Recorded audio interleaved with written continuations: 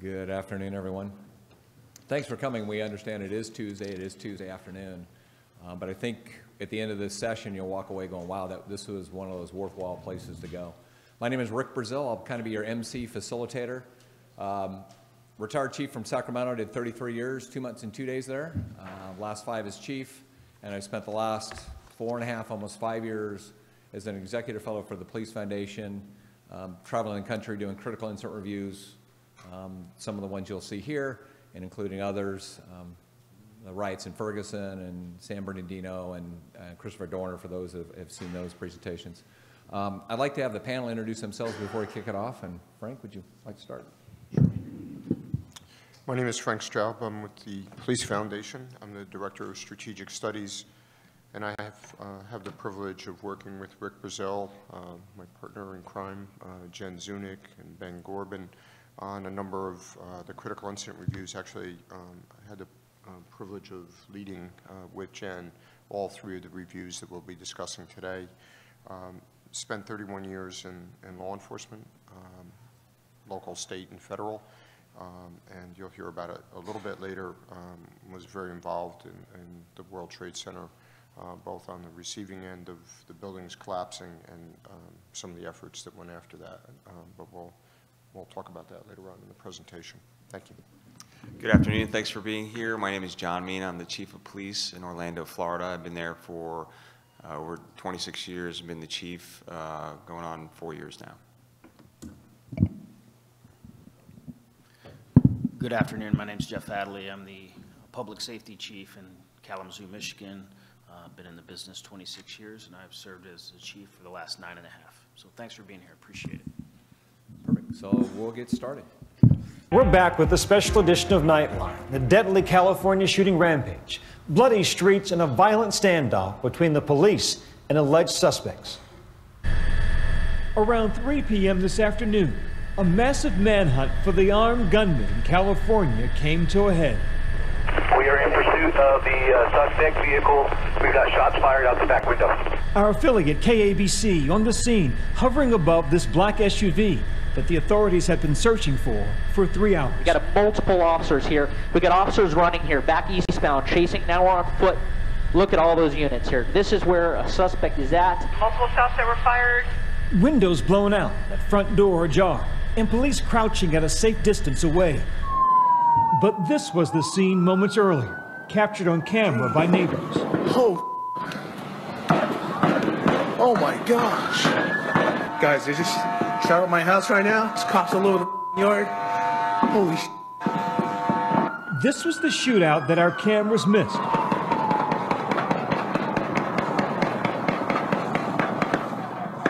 One neighbor out in the front yard, and another crouching down in his garage.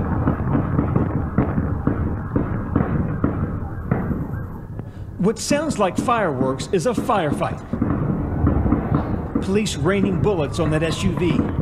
The left side, driver's side, completely blown out. This was a very, very graphic shootout. A body lying in the street feet away. That black SUV riddled with bullets. One suspect still inside. As police run into position, single file up across the lawn. You can see tactical teams moving up the sidewalk, looking for positions of advantage right now. The police are going to run in single file because it makes you less of a target. More officers using concealment and cover behind this post, behind this hedge line. They start moving units on the way to clear way for the Bearcats. Bearcats are moving up. Everybody else stay covered. 5 minutes later, 2 armored vehicles approach the SUV from both sides. You basically box a person in.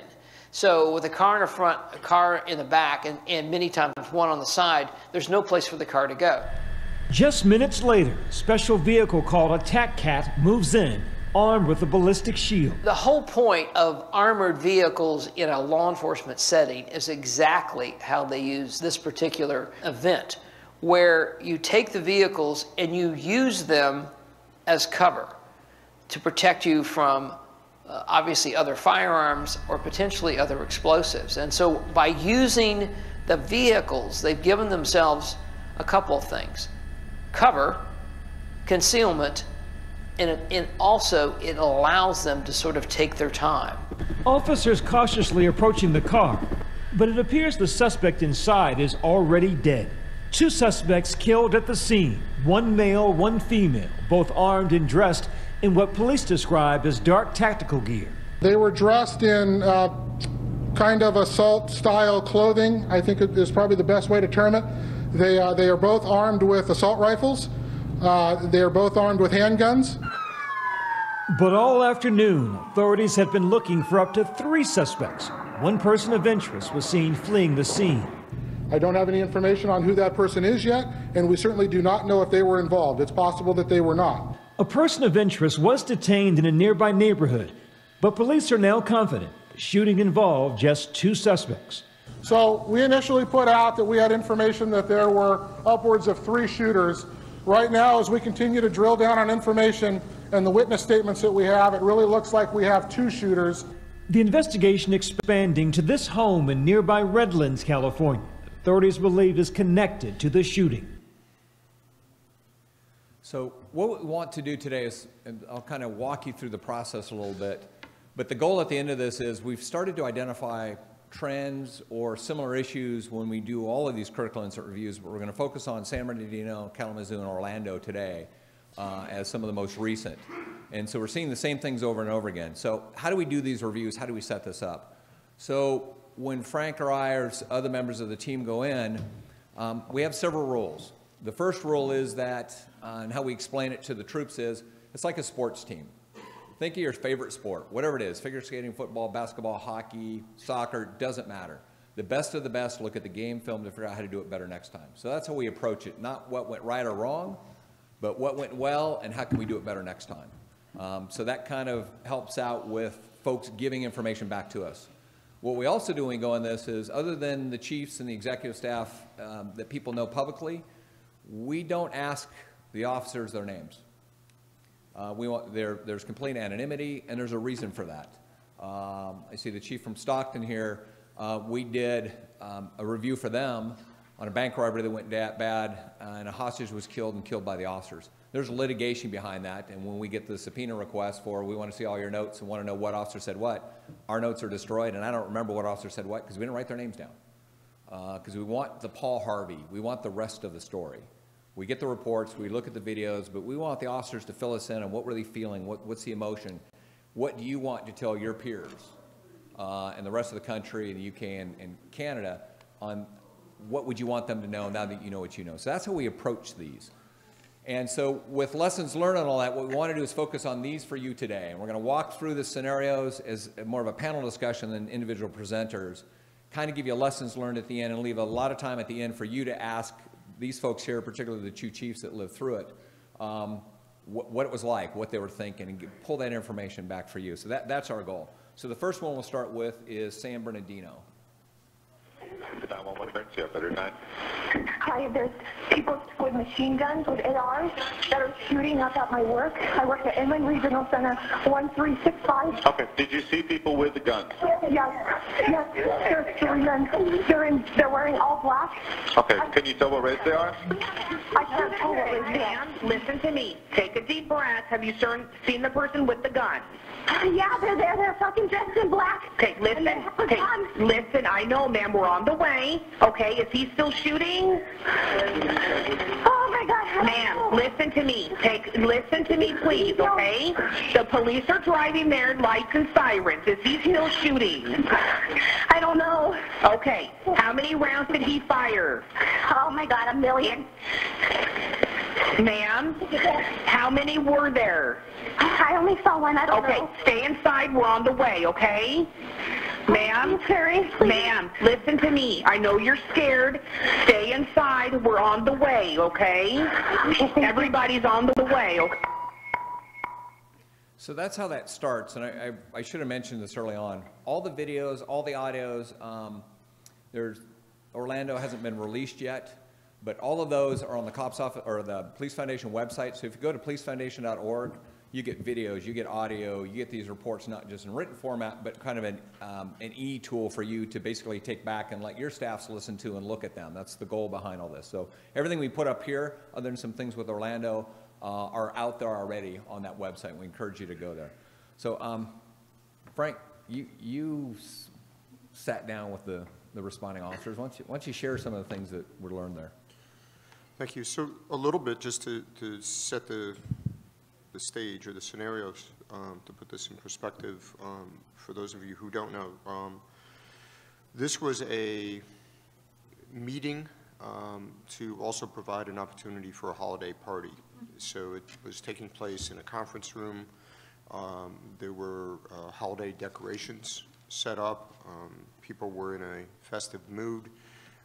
The persons in the conference room all worked for the San Bernardino County Department of Public Health, as did one of the two shooters. He actually was at the party originally. At a given point, he left. And what helped, and ironically, is that they were having audio-video equipment problems. So they took an unanticipated break. So he came back with his wife, believing that everybody was still going to be in the room, and he would have this audience of 90, 95 people. In fact, there was still a significant number of people in the room, but others were in the hallways. Some were sitting outside. A couple of those people outside became the initial victims.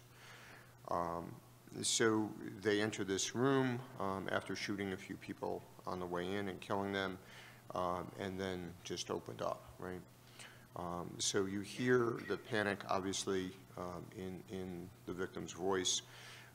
Interestingly, the people in the room, as well as the people in all three of those buildings that work there full-time, had gone through active shooter training. What to do as a civilian in the event of an active shooter incident. That worked both to everybody's advantage and disadvantage. So some folks originally thought that this was a training exercise of some sort, some of the individuals in the room. Some people got it immediately and took action that they thought was appropriate and fled. Some hid in the room. As the people were fleeing, they made their way to other portions of Building 3, as well as the other two buildings, and communicated that there was an active shooter. Some of the folks in other areas of Building 3 and Building 1 and 2 fled. Others barricaded in place. They also, in the process of barricading in place, locked all the doors. So as the SWAT teams and officers went through all three of those three-story buildings, I think they were, they literally had no ability to use any access keys to penetrate the hall doorways or anything, office doorways. So they literally had to break through every single door that was locked to conduct their search. So the first unit arrives at 11:04. It was an administrative lieutenant who heard the radio call. It was a motor officer. It was a patrol officer and a detective on his lunch break. And all four of these officers, all San Bernardino police officers, convened to the site of the active shooting and got there in very close time with each other.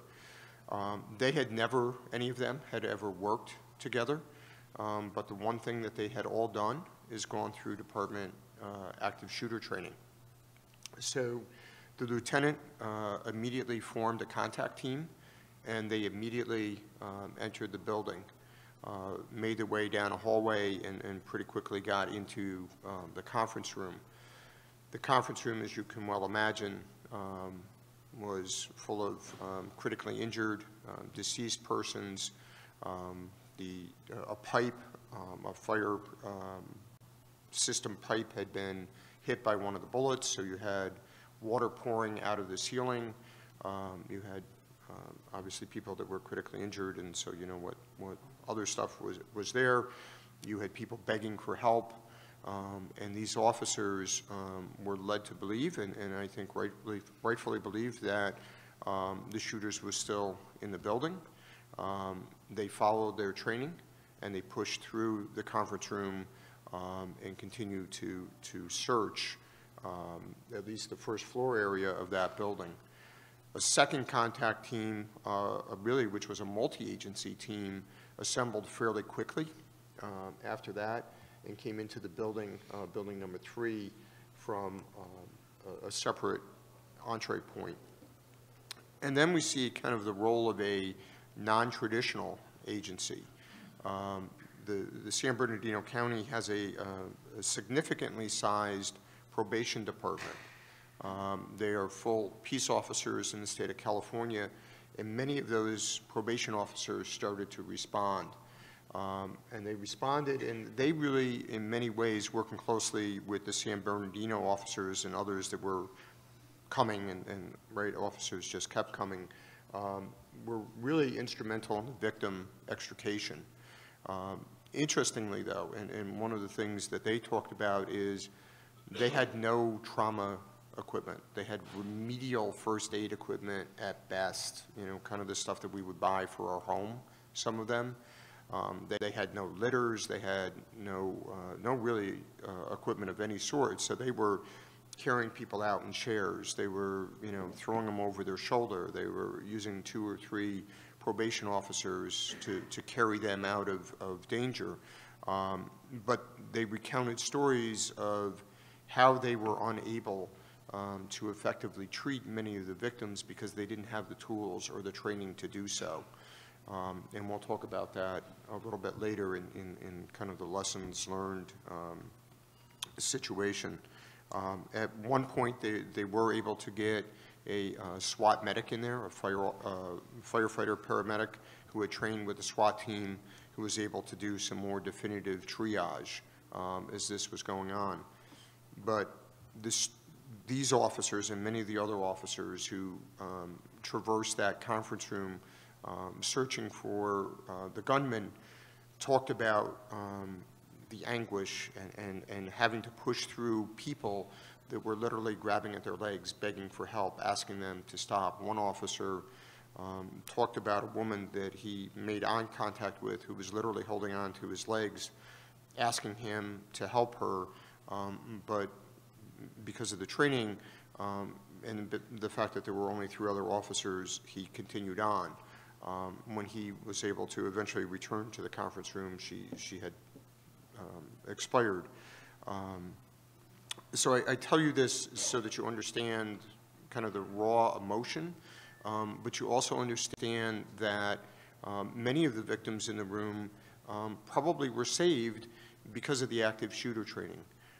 Had the gunman traversed into other areas of those buildings as opposed to leaving, as we subsequently find out that they did, people took action that was based on the active shooter training that would have very well prevented serious injury or death to themselves or to their coworkers.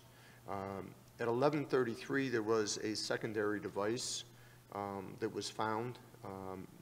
The male shooter, who was the former or current employee, when he had come to attend the party, he had brought a duffel bag. In that duffel bag was a device. He left that device in the conference room. We believe, an investigation subsequent to the shooting indicates that that device was there to injure first responders. It was there to wait, and we believe that one of the reasons why the shooters were ultimately found in close proximity to the Inland Regional Center was because they were driving around trying to activate the device that was in the conference room.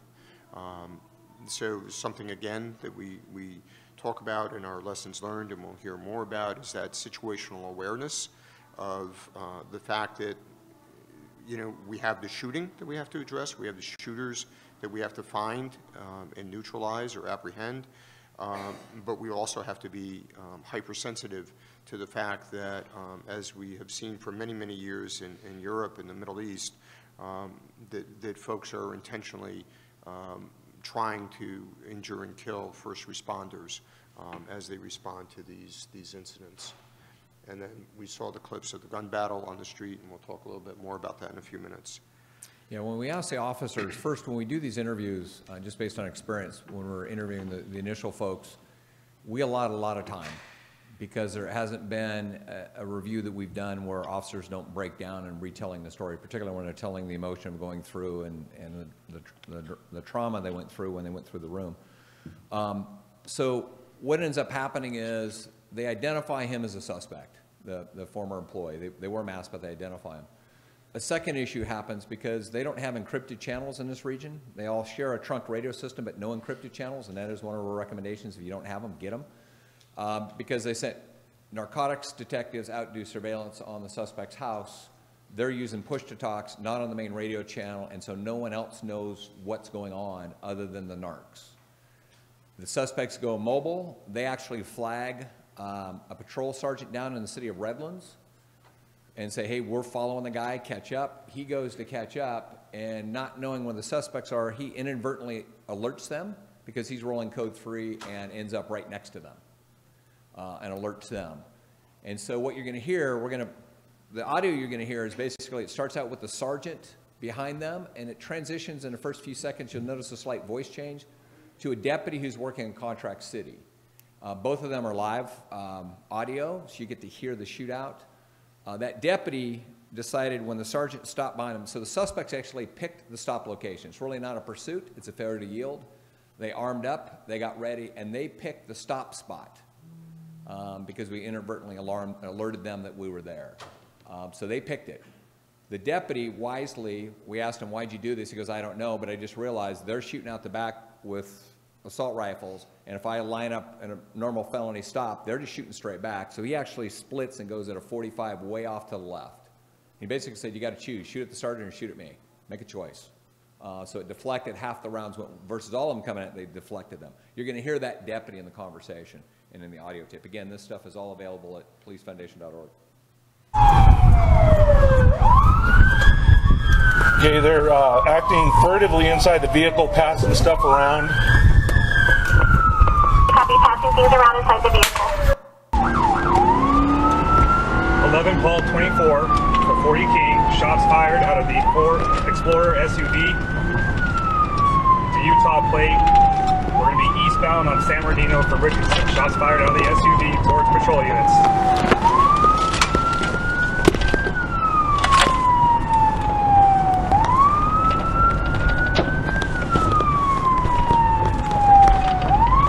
Paul 24.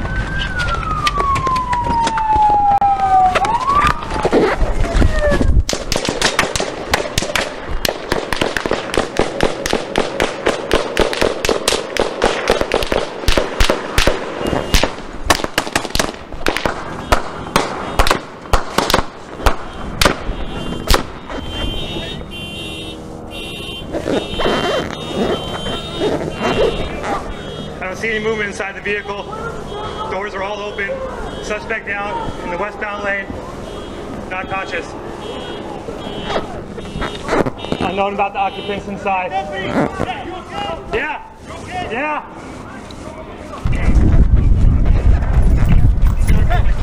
Hold. Stop. Stop. He's still moving. Still firing on the vehicle. I was just taken back from my vehicle. They came out. You go for it? Yeah. Hey, push close for us under shot.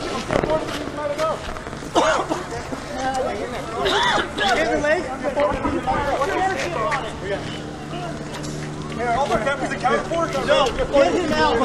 Get back. Go, now. Give him.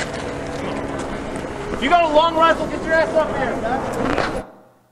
We left that in because that's the stuff that you hear, and that's the stuff we deal with. So we stopped it deliberately after that conversation. So there's 4 different scenes that are now working. You've got the IRC, which is where the original terrorist event happens. You've got the home, where they go in and search and find explosive devices and things in the home. You've got the shooting scene, and then there was a report that they were up near a lake and maybe dumped equipment up in there. There's reason to believe that they did go up that way and were probably trying to detonate the IED through a remote-controlled vehicle, you know, a little hobby car is what they were trying to do, is detonate that IED. And again, Frank mentioned it, we honestly think they were heading back to the IRC to see if they couldn't detonate that along the way. So John, this is going on in the West Coast, you're in Orlando, what are you thinking? Right? Besides the rest of us going, I hope that's not my town. Well, anytime we have a national incident like this, so one of the first things I do is try and get all the information I can from my intelligence people to see, you know, can this happen in Orlando? Would it happen in Orlando? And then with the lone wolves, is obviously it's hard to predict. And then I basically, like everyone else, start watching and listening and getting all the information that I can to prepare myself and my team how we would respond. And so the things that I, as chief, immediately took note of was one, the press conferences that Chief Jared Bergwan did, who's I'm good friends with now. His command presence, what kind of message he was sending to the community, you know, what happened, what they did, and how they were going to keep this community safe. And then of me, what was of great importance was the takedown and the use of the armored vehicles. At that time, the city of Orlando, our SWAT team only had one armored vehicle. We were in the process within weeks of that incident of acquiring a second armored vehicle, and you saw that they used two, and then the third with the CAT. And we were getting, so this was going before our city council because it's a large acquisition, a lot of money for one of those. And so we were getting a lot of media requests about, you know, why we needed armored vehicles. And, you know, I was able to point to this situation right there when I showed our mayor and our city commissioners how this was used. They didn't even bat an eye, and agreed that, you know, we need to give the tools to our law enforcement officers. If indeed we have a situation where they need that, we want them to have everything, all the equipment possible available to them. And that came to fruition, which I'll talk about later in our incident at Pulse. So I look at how the chief and how the community kind of handles the chaos that comes afterwards, and what type of tactics were used, what kind of, if we're behind in tactics and or training, and then specifically if equipment was used, you know, do we have that equipment? Do we have access to that equipment? Yeah, and San Bernardino will tell you that their response, they had a phenomenal response, by the way, including all the way through the media and handling it, was not by accident. They had requested a review back in 2013 of Christopher Dorner. He's a LAPD officer that went rogue and was stalking and executing family members of command staff for LAPD, not the command staff themselves, but spouses and children. And there was a shootout up in the mountains in San Bernardino County. They took the lessons learned based on that after action and started doing things regionally, practicing, training for hoping something would never happen, and then this happens. And they basically credit that review and taking the lessons learned, actually implementing them, and they did a phenomenal job at that. And I encourage you to stay, and I'll mention it again. The session after that, you know, John and Jared talking about wellness and after events like this with employees. So I encourage you to stick around for that. So shifting gears just a little bit, Jeff, we're going to walk through Kalamazoo, and I'm going to kind of play the audio for you of one of the original phone calls and kind of piece that one apart, if that's all right. Where did they shoot at? County emergency. Are you on the phone? Yeah. Hello. I need a ambulance, police at 5111 High Meadow Drive, Department. Please hurry up. Somebody fire shots. Okay. Listen. 50. She on the ground. I don't know if she hurt. Okay, ma'am, give me the number again. 5111 High Meadows Drive, in front of apartment in Savannah Trace Townhome. Okay, so female's down. She's been shot. Don't move. Don't move. Don't move. Okay, where's the person that shot her? I don't know. The car sped off, please. Okay, ma'am, we're going to get the people going there, okay? I just need you to stay on the phone so I can get further, okay? Okay, yep. Okay, I can't believe it's happening out here. Please don't move. Please don't move. They coming, okay? Please don't move. We got the kids. Please don't move. Just stay there. Okay, we'll get them. You just calm down. Don't move. We got them. We got them. Don't worry about it. Okay, over on the... Yeah. Ma'am? Okay. Ma'am, are you over on High Meadows? They were in the car. Yeah, they was in the car. They sped off. Do you see what kind of car? Did anybody see what kind of car it was? Where you are? They saw it. They didn't know what kind. What color was it? It was a silver car. That's all we know. It sped off so fast. Silver car? Okay. I mean, it was like about 9 shots. Okay, they coming. Fine, they coming. Okay, everybody's on the way. I'm still going to put you on hold for a second so we can get ambulance and rescue, okay? Okay, please. Thank you. Well, that was, as you can see from the timeline up there, that was an incident that happened out in the county, not necessarily in my jurisdiction, and it happened at 5:42 p.m. And Jason Dalton rolls up to a mother who was walking from one apartment to another. And the little city that it was around is about 2,000 or 3,000 people. I mean, very nice community. It's around a big lake with a lot of high-dollar homes, so certainly not in the urban core. And she was walking from one apartment to the next, and he just rolls up to her and starts firing at her. I mean, indiscriminately. So if you look at the timeline up there, at 4:21, we had received a call within our co-located dispatch, just to explain that.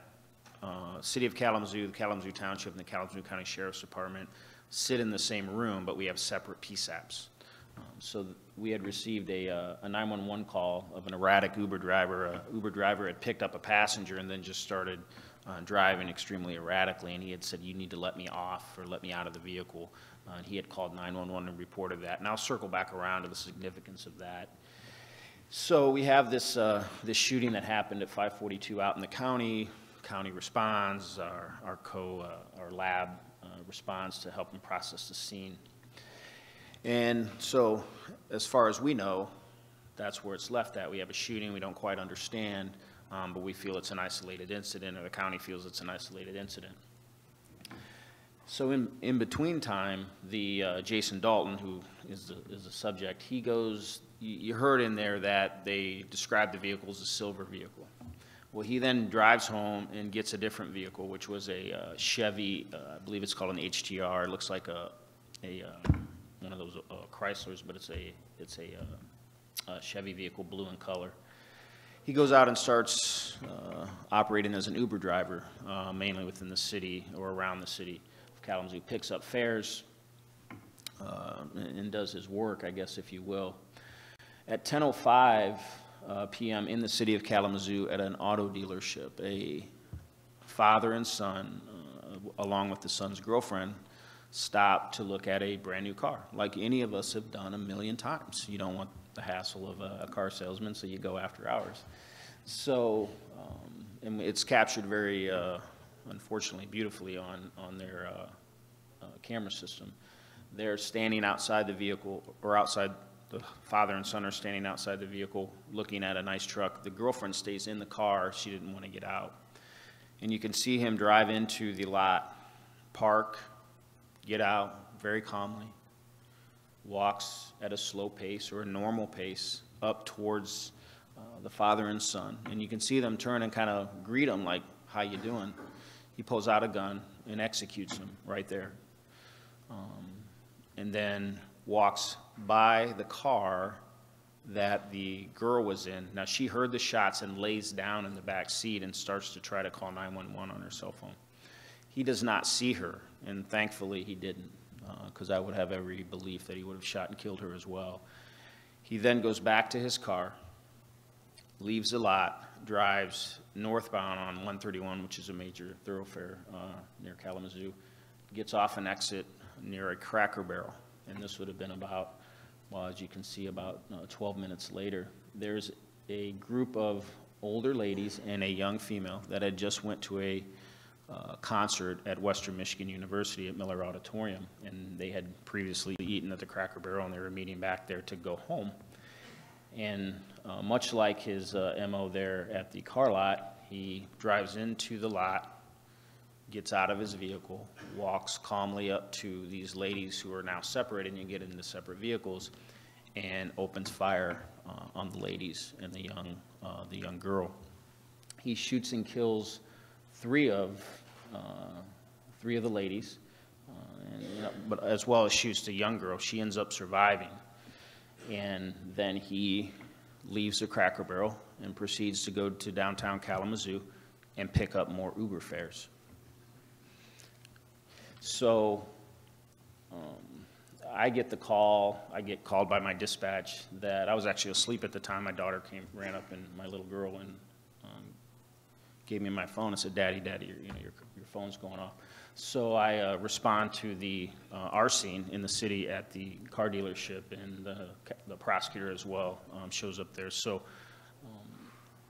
we're processing the scene. We have a mobile active shooter, and I can tell you, you're really kind of crapping your pants because you're trying to make sense of it. You're trying to get out, relevant information. How do we create an EOC? Enact incident command, get a sense of the right information to put out. You got the media already peppering you with texts and phone calls, and you don't even know, honestly, what to tell them yet. Thankfully, a very alert county deputy was in downtown Kalamazoo, sees the suspect vehicle, effects a traffic stop. He pulls over. I would have had every belief there would have been a firefight. No firefight, gives up, he's armed, has a bulletproof vest on. And we made an apprehension. So that's kind of the quick and dirty timeline of our incident. How much did the fact he was an Uber driver play into the attention given to Kalamazoo? It played a significant factor. The media was continuously trying to tease out, that aspect that he was in. And I understand that, from I guess an entertainment perspective, but he didn't harm any of his passengers. He didn't assault them or anything like that. The fact that he was able to go between committing murder and picking up an Uber fare was, very interesting. And this was a gentleman who, just to give you a bit about Jason Dalton, he was an insurance adjuster. His brother was a deputy. His son was a police explorer. This guy you would have had over for dinner. I mean, there was nothing about him remarkable. There was no history of mental illness. He was kind of a gun nut, but there are a lot of folks that like their weapons. But other than that, there was nothing that you could have went back to, and we currently can't go back to and go, okay, now I see it. No, there's just nothing. And that's what's so fascinating about the case of how he could commit such a horrific act with absolutely nothing to point to. So, you mentioned trying to get incident command and stand up a command post and things. If you had to do it over again, how would you do that? Well, I think that we would have, one, we captured them. So, I mean, we were getting it set up. We were going to set it up at Kalamazoo Valley Community College.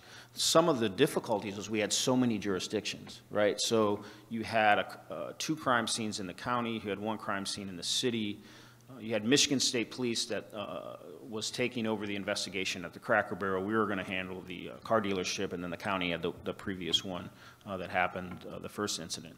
So trying to, you got egos to manage. I mean, let's just be honest. You got an elected sheriff, you got a chief of the city, you've got MSP post commanders, and we all worked very well together. And I think that's probably what really got us through the incident. We're very familiar with each other. By and large, we get along very well, and we really kind of come together in crisis and not try to, be the most important person in the room. But initially, that does create somewhat of an impediment because, should I be speaking to the media? Should the sheriff be speaking to the media? Should the post commander? And, you had to quickly constrain, the communication because we're all going to say something slightly different. And so that was an issue on the front end. Yeah, when you go back and look at, again, going back to San Bernardino, because they had an incident, then they practiced for an incident, and they were prepared for it. All those issues of relationships and who's going to talk and who's going to be the one voice were all worked out basically in training and through regional exercises, not unique to the agency, but regional exercise. And one regional exercise was actually organized by the school district police department. So there was no, they broke down the ego issue on just because I'm the big dog, I have to be in charge. And the sheriff took responsibility for that, saying, I don't have to be in charge. Yeah, I'm the sheriff, but somebody else can do this. It's all right, let's all work together. But they did it based on a previous review and learned that we can outperform ourselves if we do it as a team. Because again, your first few people on the scene aren't the people you think might be on the scene. A lieutenant going to get a sandwich, admin lieutenant. You know, that's not what you normally would plan for, but that's what happens. Shifting gears a little bit. You ready, Chief? Shots fired. 1912, South Orange Avenue. Shots fired. Multiple down. Signal 43 on patrol east. What does that mean? Emergency assistance. We need you 5 minutes ago. Bodies on top of bodies. People kind of kicking around, some people not moving. Blood covered the whole floor. It kind of stops you in your tracks. It's so much to take in. At the time, there was no shooting, so we kind of go from room to room looking for the shooter. Those first few officers that get there need to go to that scene, go to the building, and get in and engage that shooter. Chase after the shooter. That's correct. This kind of went very quickly from an active shooter to what we call a barricaded gunman to a hostage situation. We were in there saving people from the dance floor, from dressing rooms, from the other bathroom. In fact, we took 22 people out of the front bathroom. How do you know who's armed and who's not armed? Anybody injured? Anybody injured? Anybody injured?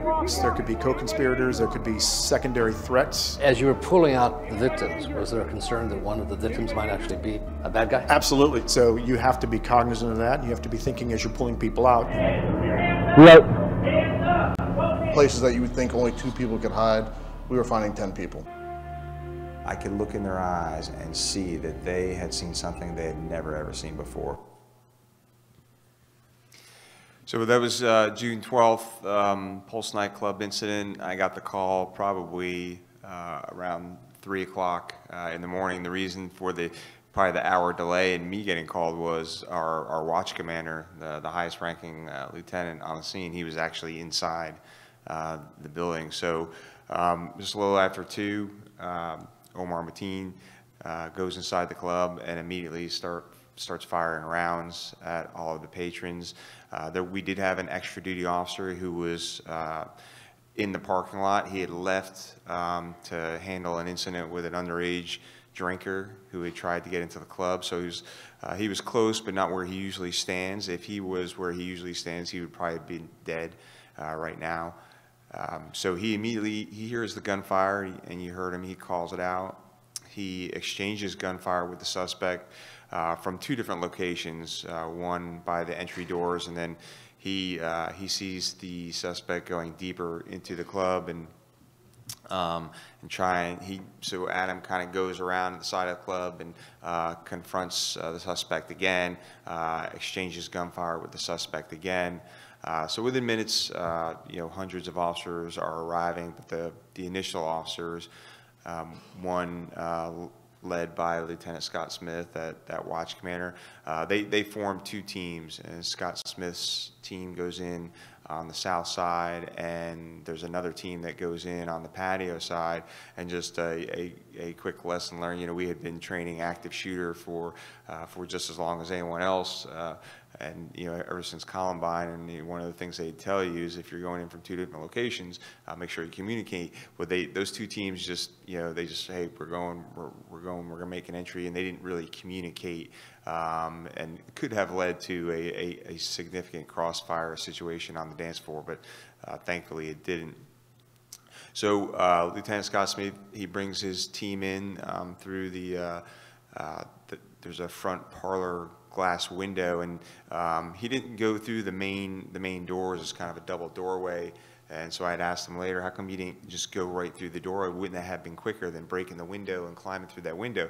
And he said, he could hear that distinct sound of rifle fire. And to kind of put it in perspective, you could fit Pulse nightclub in this room. It is a very, very small nightclub.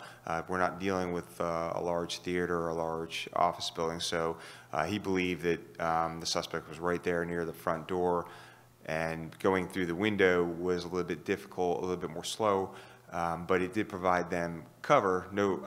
Concealment, but not cover. It was just drywall that gave them a little bit of concealment, but no hard cover. So they were in the club within minutes. When we review body cam video, business video, footage from inside, the suspect did his killing in that first 2 minutes, and we hear the magazine reloads. So he goes through 4 magazines in about 2 minutes. So our officers entered the club as the gunfire was still going off, that rifle fire. So as soon as they got into that front parlor area, the gunfire stopped, and you could see them in one of the videos kind of doing that slow, methodical clear, trying to get their bearings, figure out where this guy is. And that's another point. They had no idea how many people were shooting. They just knew someone was shooting a rifle. And previous to that, about 6 months before that, we did have a nightclub shooting where 2 different gangs were shooting at each other. So I'm sure that was in the mind of some of those officers. So while they're inside, there's no shots being fired in that first minute or so. Then they hear the shots coming from the rear of the club, and you can see on the video they immediately go towards the sound of gunfire inside of the club. And then they get right around the corner and stop because the gunfire had stopped, and they had no idea where he was. And you saw that one body cam footage of several officers in a bar area. So that they got to that bar area fairly quickly, and quickly deduced that the suspect had to be in one of those hallways and in one of the bathrooms or the dressing room. So they kind of set up around that bar facing down a hallway. It was a very, very short hallway, about 11 feet, with 2 bathrooms on either side, opposing doorways, and the bathrooms had glass doors, which did pose a problem. The suspect does show himself, who we believe to be the suspect at some point. Lieutenant Smith does fire his rifle at the suspect and misses. So after that, no shots fired until the final assault. So you heard that the SWAT team commander, Mark Canty, talk about, yeah, it was an active shooter situation, but it very quickly turned into a barricaded person, armed barricaded person with no shots being fired, who was in a very small bathroom with that was about 141 square feet, with multiple hostages. And then he was right across from another bathroom with multiple hostages. The officers inside and communications, we were getting information relayed to them via people from within inside the club who were sending text messages, sending Facebook messages, even calling to friends, family, and 911 about the suspect. And at one point, which you'll hear later, we did talk. The suspect did call in. We did talk with him to try and get him to surrender. Again, there were no shots being fired, and so we know, in my experience on the SWAT team, doing an entry into a hostage situation in a bathroom that's 141 square feet with a person who's armed with a rifle. We knew that had we gone through one of those bathroom doors in the early minutes that the suspect would have killed the first 3 officers.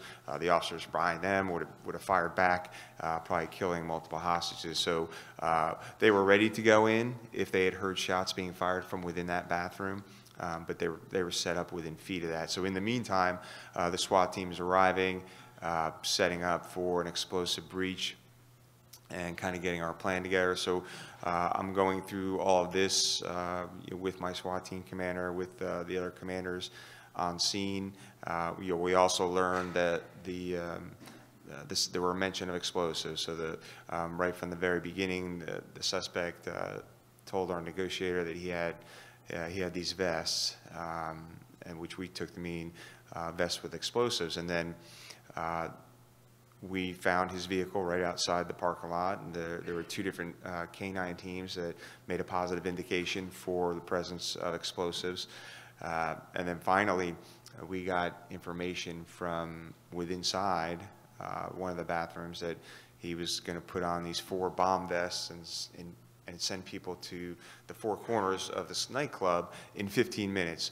So at that point, I told you know, my team, tell me the plan again, and they said, hey, we want to do an explosive breach on the south bathroom. At that point, we thought there were 20 people in there. We're going to save as many people as possible before he tries to blow this place up. We truly believed that's what he was going to do at that point. And we wanted to save as many people as possible. It's interesting as well, if you watching some of the body cam video, listening to the communications. So the officers inside, a couple things. One, they knew that the vest that they were wearing when they made entry would not stop a rifle round. That's one. Two, even after knowing that the suspect may have explosives, they didn't retreat. They stayed there. Many of them thought they were going to die that night. So when we received that information about him, that he was going to put these 4 bomb vests on in 15 minutes, that's when we made the decision, let's do an explosive breach. We did the explosive breach. It only partially worked. That's why we used the Bearcat, the armored vehicle that was already set up with a ram, because that was part of the plan. Like if it doesn't work, or if it doesn't fully make that hole in the wall, let's use that Bearcat. So they did. They ended up making about 5 different holes on the west side of the club. And I was watching this from our command post with a big boom and video down, so I could see, I heard the explosive breach, and I could see hostages being rescued out the back, running away. You thought it was okay. Maybe the suspect killed himself. Maybe he is going to surrender, and then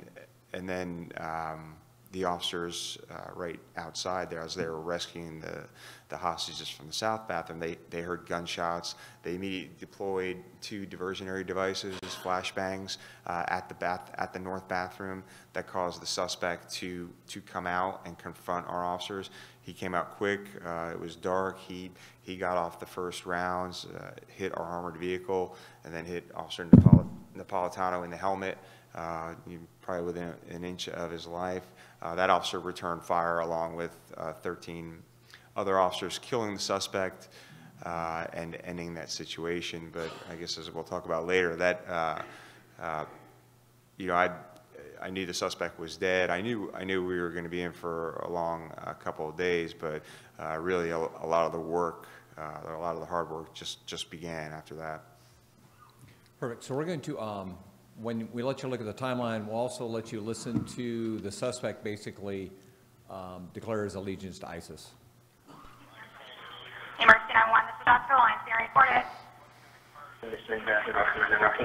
What? I want to let you know I'm in Orlando, and I did the shooting. What's your name? My name is, I pledge of allegiance to Abu Bakr al-Baghdadi of the Islamic State.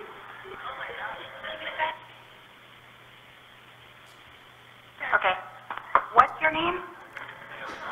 I pledge my allegiance to Abu Bakr al-Baghdadi, Hafidullah, on behalf of the Islamic State. Where are you at? In Orlando. Where in Orlando?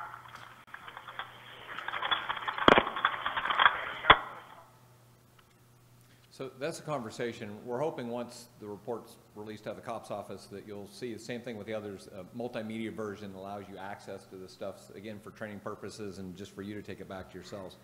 What we're going to do now is walk you through the body-worn camera on one of the officers working his way through the facility. One of the officers, he's still active in the area.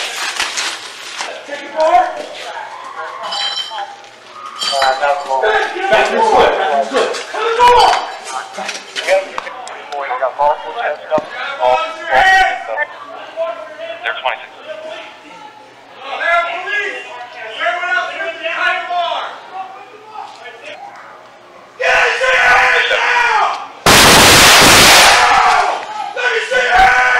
We have shots fired. Zero.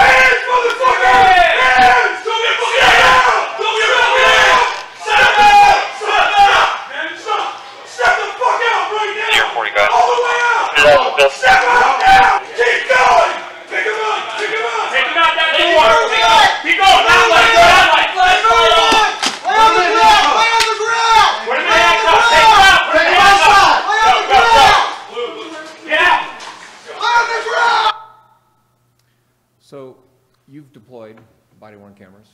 How long between their recording did you actually get to look at these? So I didn't see that particular video for days later.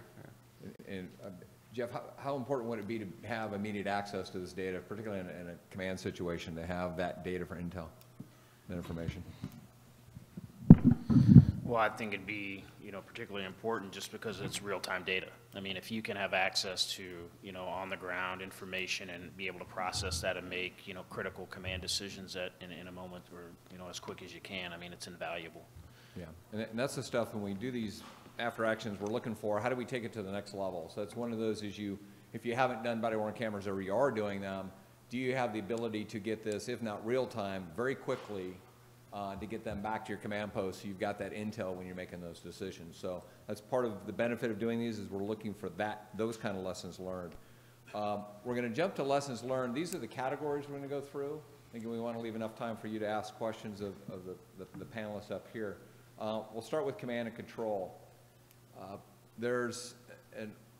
leave it up to whichever one of the three you want to jump in on this one. There's this myth out there, I think it's a myth, that we can't do NIMS ICS like the fire department because their stuff's static and our stuff isn't. How important is it to get that control, instant command control? Well, from our perspective, we had trained to do incident command for many, many years. I was very familiar with it. Having all the right people in the command post. I have pictures of myself sitting next to the fire chief from previous regional training. So we were all there. We were practicing incident command as best we could because we don't, unlike the fire department, we don't do it as much. At least we don't. But I think we were doing our own version of incident command, except we forgot one very important piece, that the fire chief was not in the command post with us. They couldn't get a hold of the fire chief, so he didn't respond. So his highest ranking fire lieutenant, chief, assistant chief, he had his own command post set up, which is not the way we train, it's not the way we practice, that's not our philosophy, but that happened that way that night. And in the chaos of everything, I was just in that police mode. But where I failed is I should have had that at least someone from the fire department in there with me, and what happened as a result of that, we weren't able to get the fire people where we needed them to be at certain times. They weren't aware of the explosive breach, so when the explosive breach happened, they thought the guy had blown up the place. When one of our officers had got shot, we were just communicating with them over the radio, and they said, no, we're not going into the hot zone, and which was kind of very, very frustrating to us at the time, whereas if the fire chief had been sitting right next to me, I would have said, you guys are going in there to get my officer, you're perfectly safe, you'll be surrounded by 30 SWAT team members, and the suspect is dead. And then, in the active shooter, just probably like many of you, we've trained with them before that, hey, you're not going to be the first contact team, you're not going to be the second contact team, but eventually you're going in there with us. So I think if we had properly done the ICS format, things like that would have happened a lot easier if someone from the fire department was in there with us. If I I just want to, so if you remember, I made the point of saying that there was a secondary device in the conference room that was most probably intended for first responders. I think there's kind of two pieces to this, right? There's incident command and there's control. Literally, as you saw in San Bernardino, everybody and their grandmother, and we're not sure if grandmothers did show up, but quite possibly they did in San Bernardino. And I say that somewhat facetiously because everybody who has a gun and a badge is showing up. And they're coming, right? And they're coming for all the right intentions, to get the bad guy, to apprehend or neutralize the bad guy, and to save lives, and to help their sisters and brothers in the business. John, at one point, I think you had something like 300 officers inside a nightclub that would fit in this room. So just look around and imagine 300 people in this room with patrol rifles. Well, 30 people inside, but 300. Right, around, right? So 30 people inside the room with patrol rifles. And everybody is obviously in a state of anxiety. Continuing to operate in that room when there was a high probability and possibility that there were explosives in the club. And so part of this is controlling and modulating the response. Not saying that we shouldn't have everybody coming, but being in a position where we have sites that we're asking people to respond to, that we're asking people to deliver their resources to, that those sites, those staging areas are secure. And that's one of, I think, the lessons that we're seeing across all of these incidents.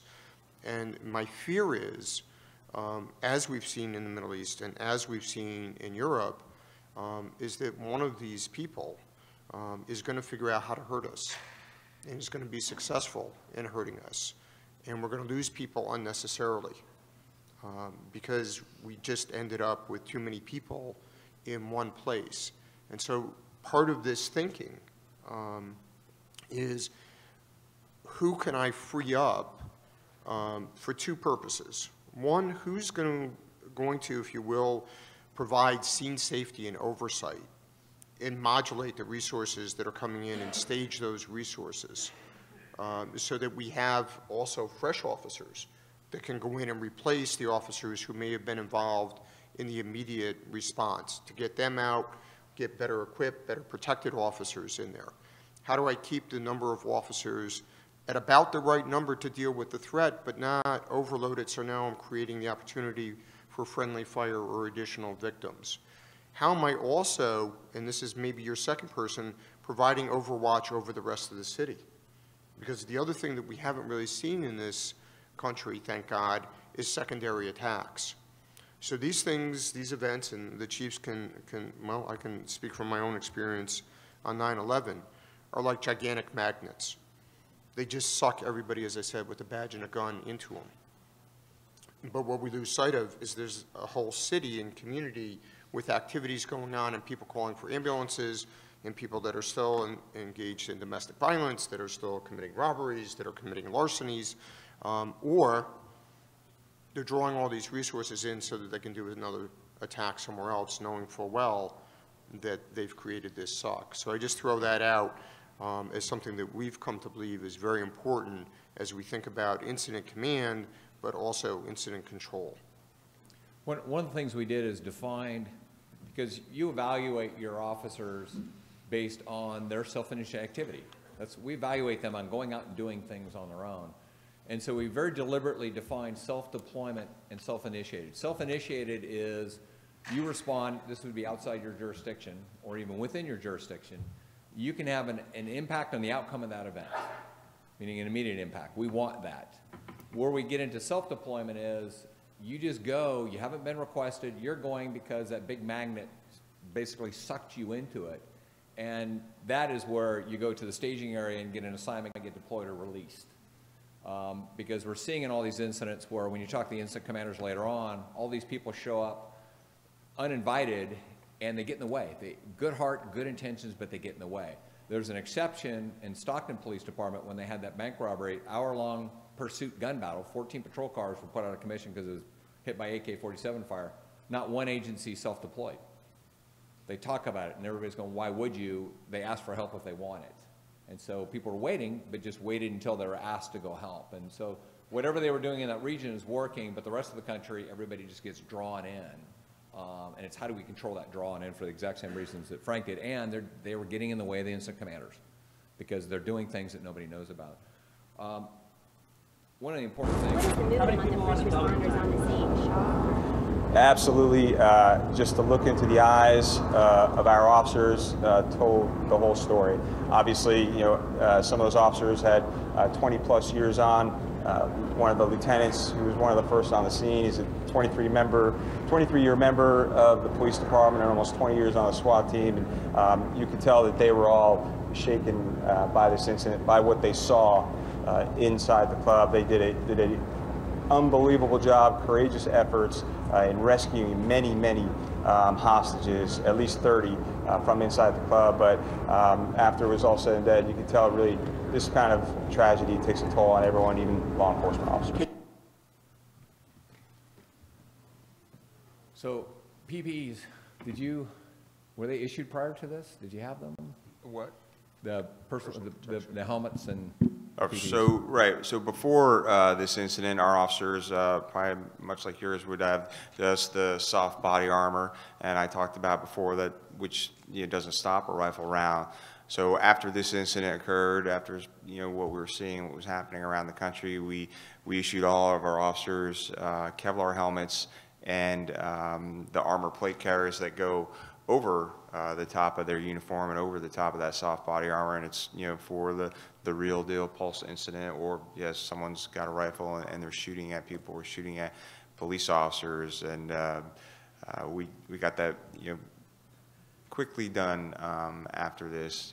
Outfitted 773 officers with all that equipment, that much needed equipment, and I wish we would have had it beforehand. Yeah, and we've seen agencies throughout the country, they issue, but the officers don't wear it because it's not cool. And so you learn, and when we were asked the officers in San Bernardino, what's that lesson you want to give to the rest of the country, the first four in the door? And we asked them for one, but cops, they gave you two, right? And you ask them for one, they want to give you two. First one was, take your training serious. They said, we went through, the officers in San Bernardino had gone through active shooter training 4 times, the lieutenant twice. So they'd gone through it a lot. They said, take your training serious. Sometimes we goof around at training, don't do it. And the second part is always take your equipment with you, have it ready, and use it. The one detective who was assigned to patrol that day, back filling in, the homicide detective, left his gear bag in his unmarked take-home car. And it's like, no, I'm not going to get in a shooting. I got to remember it tomorrow. Well, that was the day. He's one of the first ones in the door, and he's the one saying, you got to take it with you. You got to remember, take your training, take your equipment seriously. And that's that message they want to convey to all of you, to convey to all of your staff, is to be able to do that. How important was it to have that equipment you had to breach that back wall?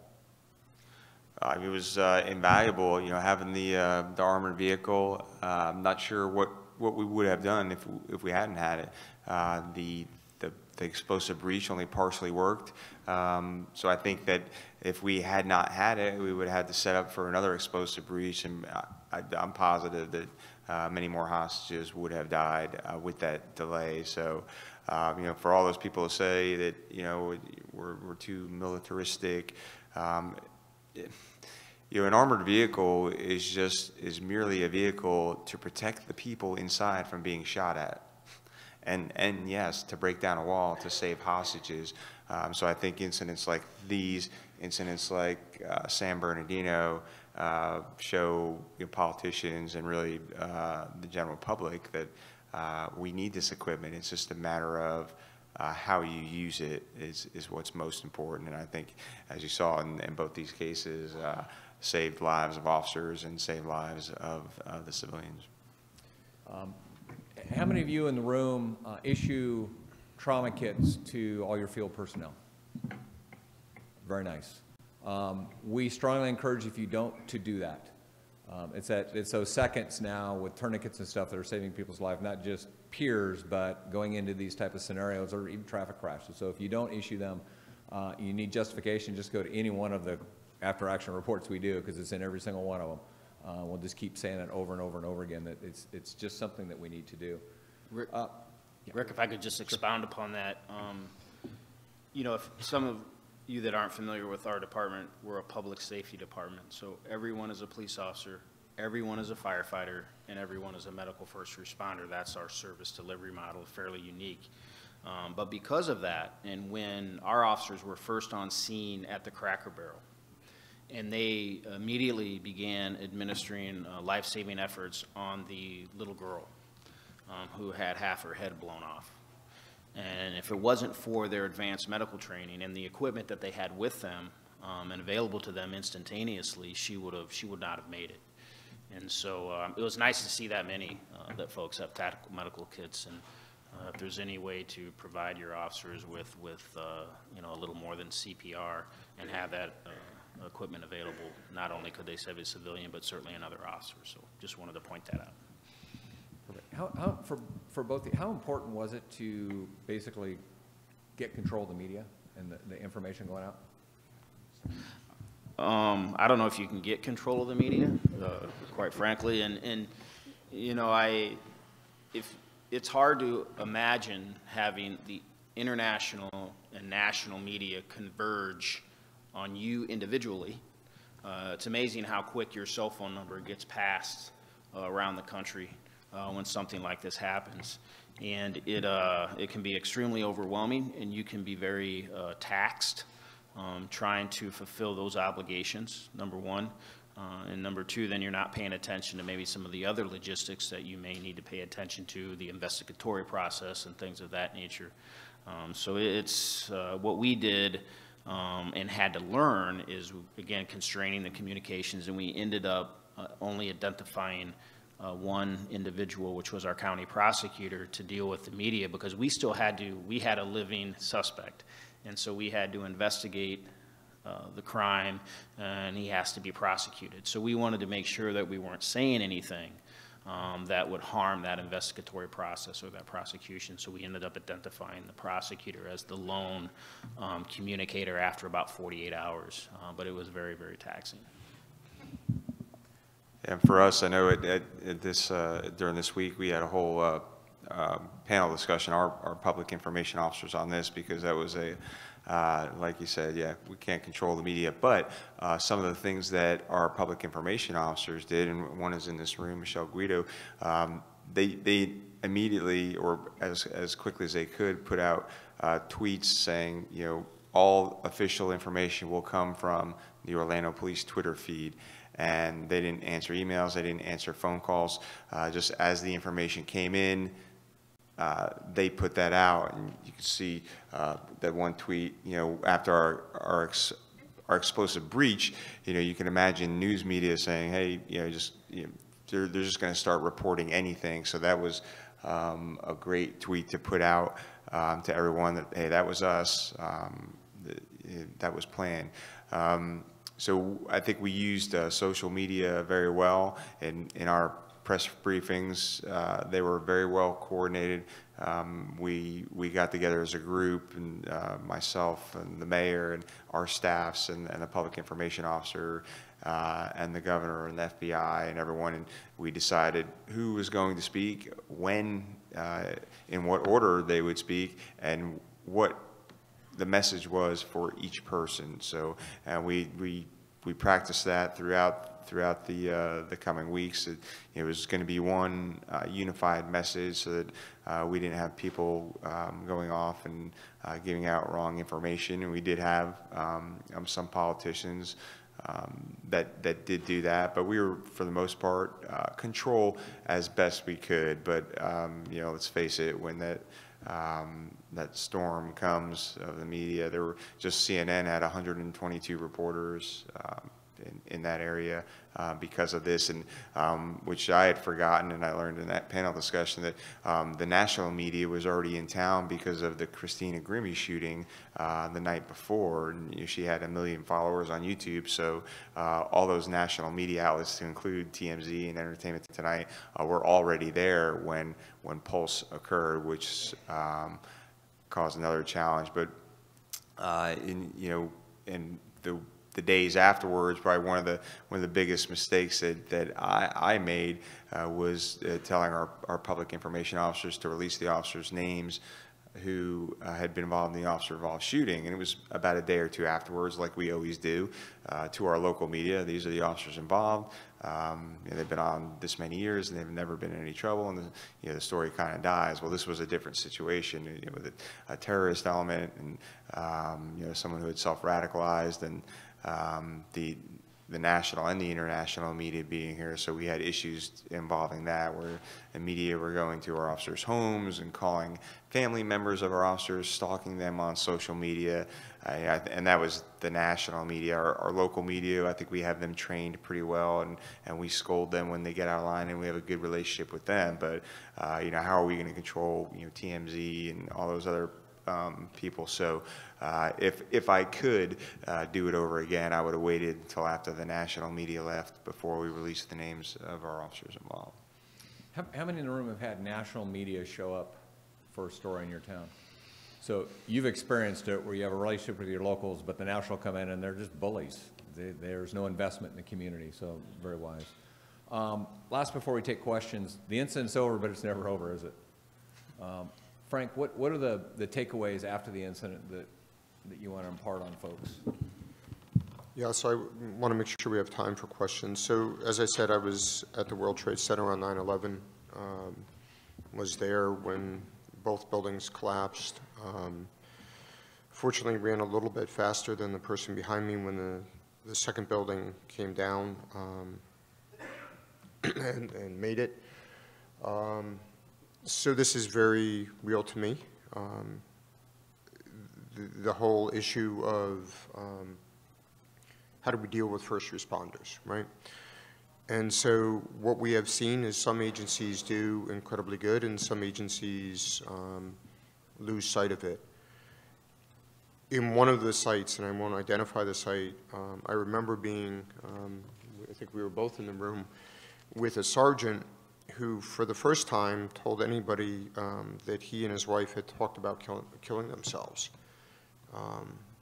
That she thought about individually committing suicide, and he had had suicidal ideations.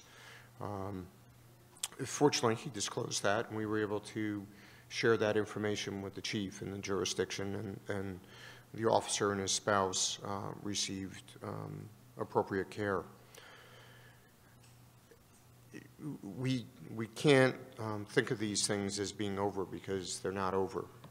We have to encourage our people, if not mandate our people, to get counseling. And it's not just that initial debrief, right?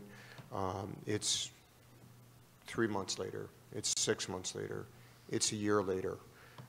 You know, our typical reaction is, you know, just like we do at the end of a shift, we go and have a few beers, or we have a barbecue or whatever. But oftentimes, people suffer for years and years and years. Their families suffer. In some cases, I would argue that the families suffer almost as much, if not more, than the officers. Because when you think about these events today, look at Las Vegas most recently, they're unfolding in real time, and your families are sitting there watching this, knowing that their significant other is on the scene. And they are as traumatized, and in some cases maybe more traumatized, because they have to deal with that unknown. They have to deal with a spouse or a significant other who comes home and can't talk about it.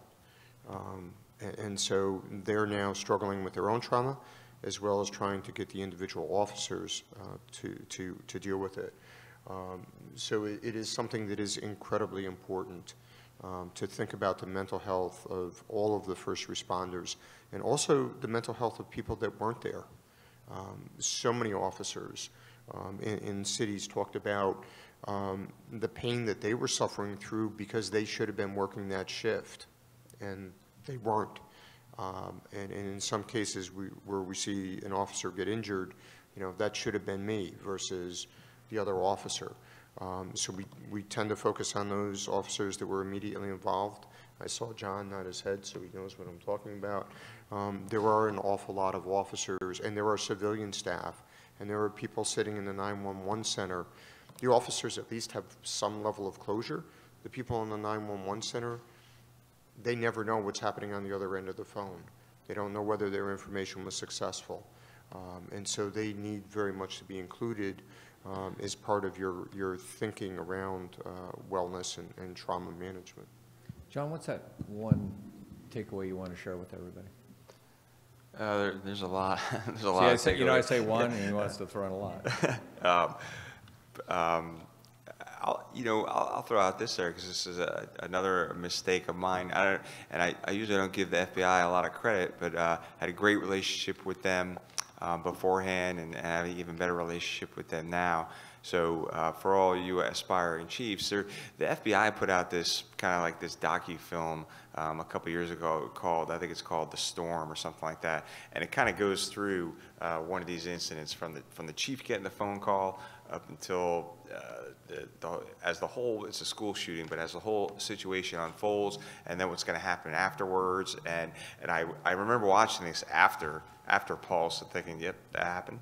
That happened, that happened, I did that, I forgot that, I didn't do that. And I had wished I had watched that film beforehand. So if you don't, I highly recommend that, because unfortunately it's not if, it's where and when, these type of incidents just keep seeming to happen over and over. And then just one additional, the regional training. So especially, not everyone has a large agency. We have a fairly large agency, but I don't think we could have done this alone. You need to train together, and not just for the tactical end of it, for who's going to do a lot of the work that comes afterwards. We had an entire city block with businesses shut down for over a week. We had, I think, between all the different departments and federal agencies and the governor, we had 8 RVs, 8 command posts out there. Someone's got to take care of fueling those. Someone's got to take care of, getting the bathroom ready. So, I mean, just little things like that. Someone's got to take care of feeding the hundreds of people that are out there every single day, and there are a lot. And someone has to manage all the people who want to volunteer, and all of the people who are willing to donate food, because it's a never, which was a good thing. It was a never-ending supply of people, restaurants, theme parks donating food and water. But someone's got to manage that. People just aren't going to, they can't just show up with a truckload of water. Jeff? I would just ditto what John said around the regional training, but it probably the one takeaway is, I think we did as well as to be expected based on the value and the strength of our relationships with our law enforcement partners. So if you're in a jurisdiction that you maybe have some not so good relationships with the various law enforcement partners, is make them better, because they will be tested in an incident such as this. And if you don't have them, then it'll expose some weaknesses that you may have in your operation, and leave you vulnerable post event. So that's what I would say. Perfect. And like John said, it's not if, it's just a matter of when. The better prepared for questions from all of you. Yes, sir.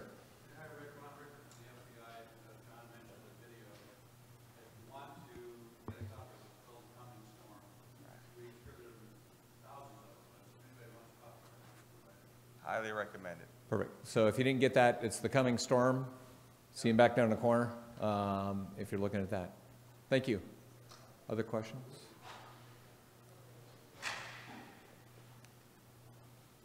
Well, thank you all for coming. The gentleman here will stick around for a while. Thank you. Stick around for the later session as well.